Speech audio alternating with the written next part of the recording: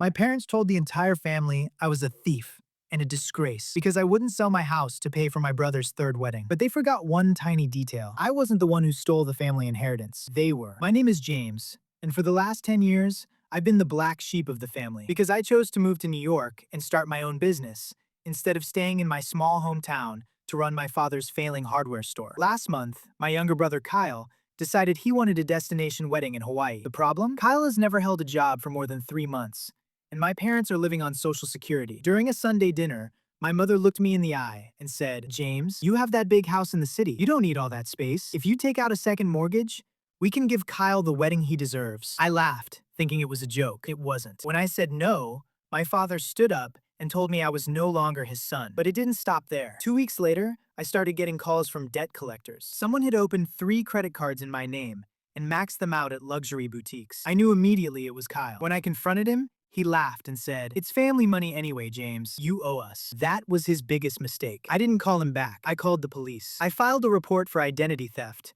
and gave them every single IP address used to make the purchases, all of which trace back to my parents' house. While the police were investigating, I decided to do some digging of my own. My grandfather had passed away 3 years ago, leaving a family trust that my parents were supposed to manage for all the grandchildren. I had never seen a penny of it. I hired a private investigator, and what he found was enough to send my entire family to prison. My parents hadn't just been managing the trust, they had been draining it to fund Kyle's lifestyle for years. They had forged my signature on over 50 documents. They thought I would never check because I was rich enough on my own. I waited until the day of Kyle's wedding rehearsal dinner. I walked into the expensive restaurant, stood at the head of the table, and handed my parents 2 envelopes. One was a lawsuit for $300,000. The other was an arrest warrant for Kyle. The look on their faces when the police walked in was better than any inheritance. My mother started screaming that I was destroying the family. I told her the family was destroyed the moment she chose a thief over her own son. Kyle was taken away in handcuffs,